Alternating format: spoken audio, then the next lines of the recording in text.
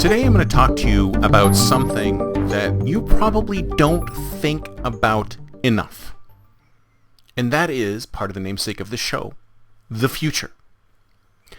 That's right, folks. You probably don't think about the future as much as you probably should. Now, we all know that there's people out there whose minds are stuck in the past. They're looking at what happened before. They're looking at the choices that they made. They're looking at the regrets that they have. And they're piecing it, like spending all of their time, all of their life, looking back on the past and the mistakes that they made, what they should have done, as opposed to what they could do next. And this is one of the things that I feel we as human beings do too much of, period. We look back at our pasts and we see the pasts that we have, and we think to ourselves, well, with a past like that, then how do you expect me to be? I'm just going to continue to be the way I am based on the decisions that I've made in the past and the things that have happened to me in the past. We allow the past to control our lives a lot because we go, this is the kind of person I am because of the experiences I've had. You hear about people talking about lived experiences and the choices that they've made. So we think about the past a lot. We talk about the past a lot. I mean, what is a resume but a list of things that happened in the past? Things that you have done, and people look at to say, well, based on the things that he has done, this is what he may do in the future. So a lot of us look at the past and we put the past on a pedestal and we think about our failures.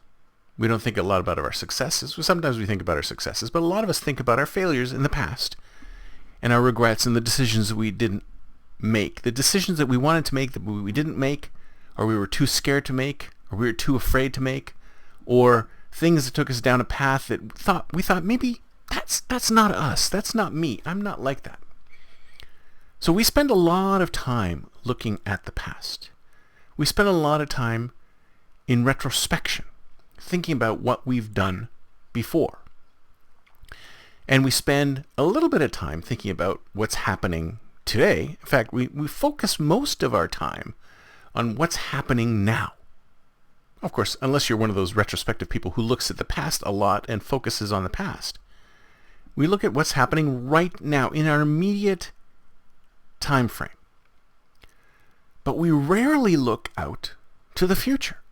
Not many of us look out to the future, or if we do look out to the future, we look out a little ways to figure out what we're going to do next. In fact, businesses are rife with this. I mean, what is it? Quarterly this, yearly this. We look at things by periods. Like, what can we do in the next quarter to increase sales? What can we do in the next quarter to increase revenues? What can we do in the next quarter to increase profits? Cut spending. Next quarter, and then the next quarter, and the next quarter. We're always looking at the next quarter. We're always looking 3 months out. We're not looking any further than 3 months out. And if you can't look any further than 3 months out, how do you know where you're going? How do you know where you're going to be? So a lot of us spend our time in the past and in the present and in the immediate future, but very few of us look far out. And I think one of the biggest reasons why we don't look far out is because it's, for some people, it's very difficult to think far out. It's very difficult to go, where am I going to be in 5 years? Where am I going to be in 10 years? Where am I going to be in 20 years? It's hard to understand, to perceive of that time frame, because things happen so quickly, especially nowadays, that we have trouble figuring out where we're going to be beyond a certain period of time. I mean, and that's where we get stuck. We get stuck in these situations where we only think so far out and no further, because we think to ourselves, where there's so many variables out there that we can't figure out what's going to happen past this particular period, even though Some black swan event could come along and change all of our plans in seconds within that 3-month period. We typically go, well, let's think about this 3 months. What are we going to be doing next? But we rarely look further out because we think that further out, it's so complicated. It's so many variables. We don't know what's going to go in this direction, what's going to go in that direction. Is NVIDIA going to be worth $10,000 a share? Who knows? When it's that far out, when it's even further than a year, we're like, I don't know what's going to happen. And that's where we are. We're in a situation now where we spend a lot of time pondering the past.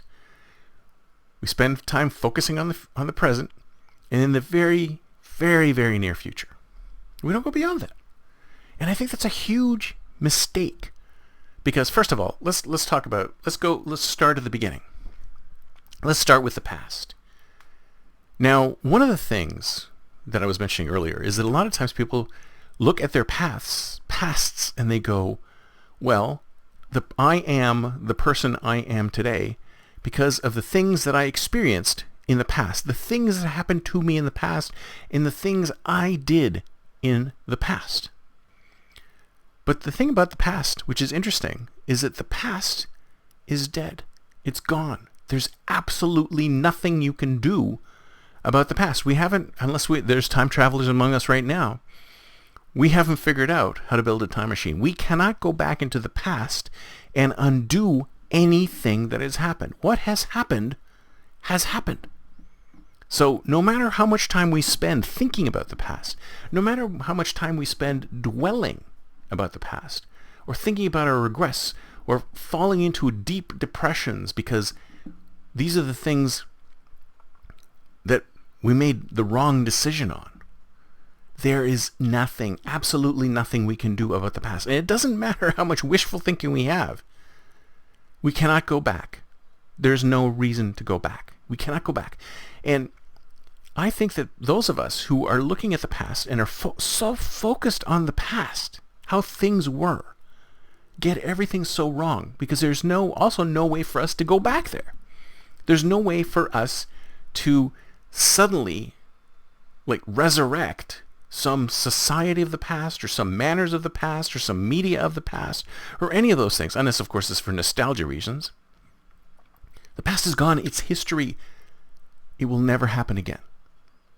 It will never happen again. This is why I have issues with all sorts of people who and algorithms that try to predict trends. Because the problem with trends is that you use past data to try and determine trends. So you see something moving in a particular direction, and then this is today, and then you figure it's just going to continue moving in that direction because of the trend from before. Now sometimes those things apply because the past performance sometimes predicts future trends, but never for sure. Never 100% of the time. So past performance really has nothing to do with it. It's kind of like when I was talking about flipping a coin, right? If I flipped a coin, if I took a fair coin and I flipped it 1,000 times and it came up heads 999 times, on the 1,000th flip, you think it's going to continue coming up heads? Now it's a fair coin. It's a fair coin. We have no idea. Is it be heads or will it be tails? A normal human being will go, well, obviously it's going to be heads. Obviously there's something wrong with the coin. But if it's fair, anything could happen. And that is where we are today.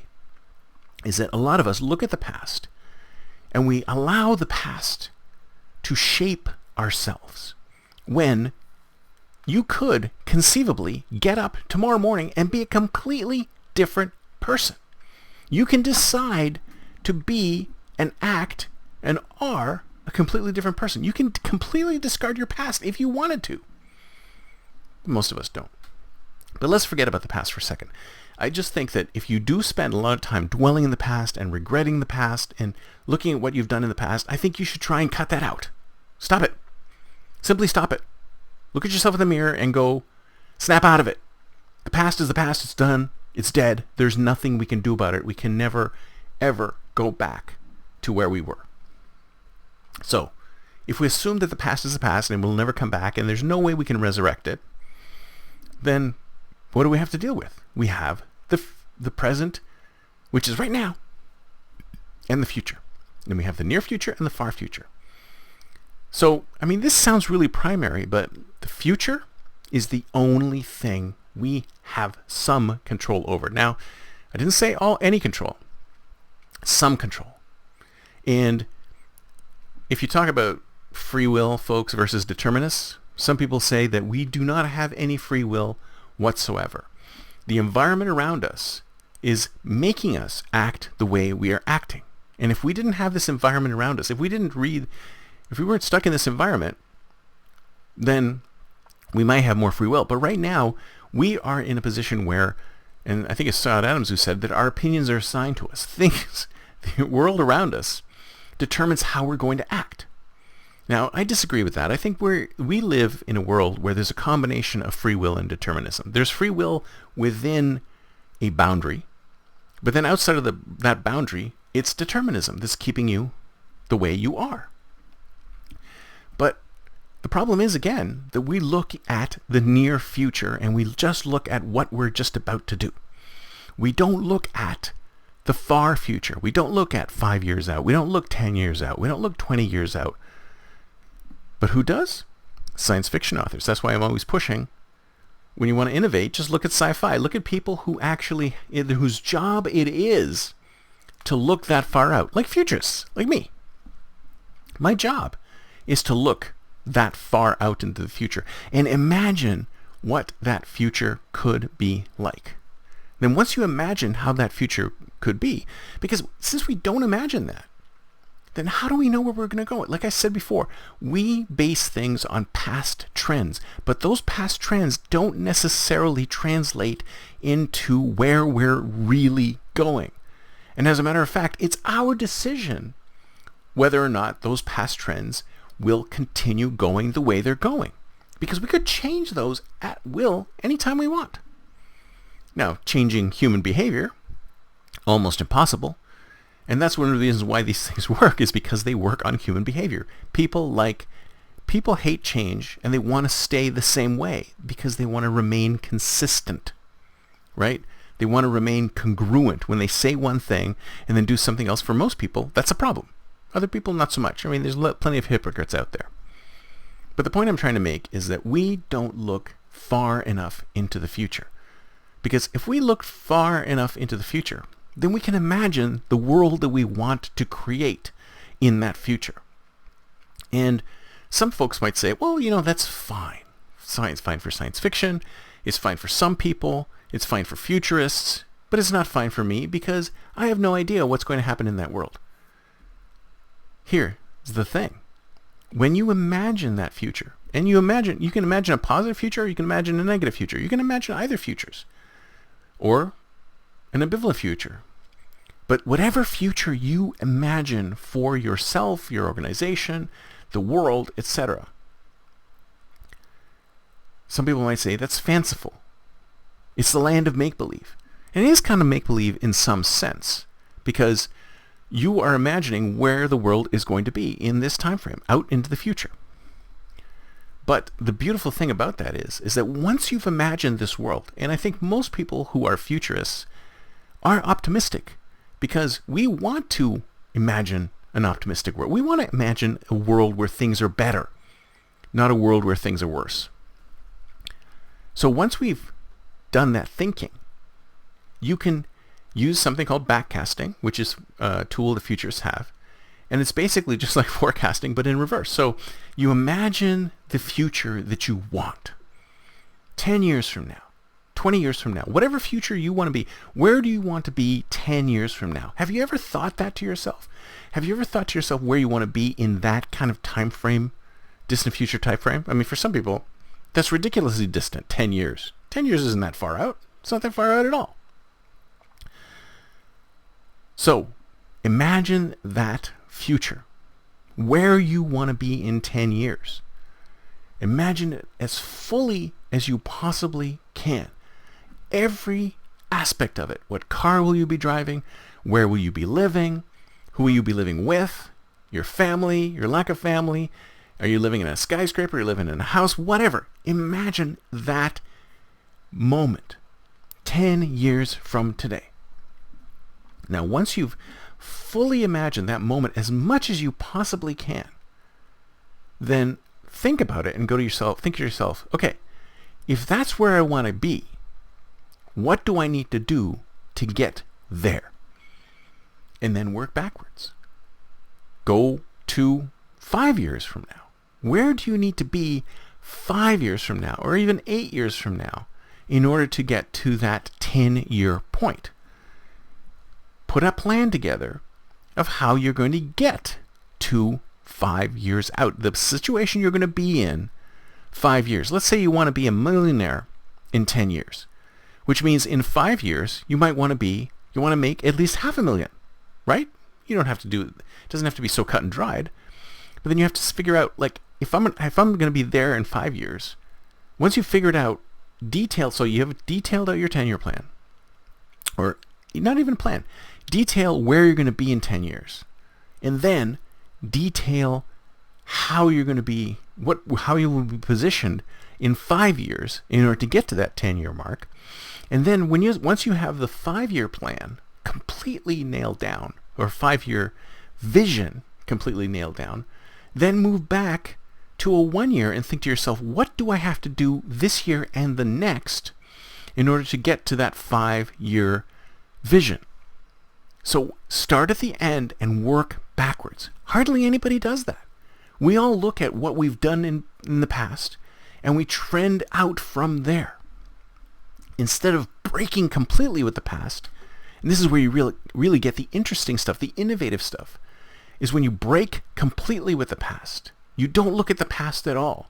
And you think to yourself, if I had the option to imagine a world 10 years out, a world 5 years out, which leads me to what I'm going to be doing this year and next to get to that 5-year plan, to get to that 10-year moment, then who knows what I can put together. If I completely ignored the past and the trends that are happening today, what would I need to do to get to that vision? So start off with a 10-year vision. Where do you want to be in 10 years? Work backwards to where you're going to be in 5 years. Work backwards again to where you're going to be next year. What do you need to do right now to get to that 10-year mark? What do you need to have in place today or next year in order to get to that point? Not too many people do this. But if you are one of the few that does do it, you'll be miles ahead of everybody else, because you will have a plan to get to where you want to be in that time frame. Forget the past. The future is bright if you do it right. That's it for me for today. See you next time, and until then, don't forget to think future.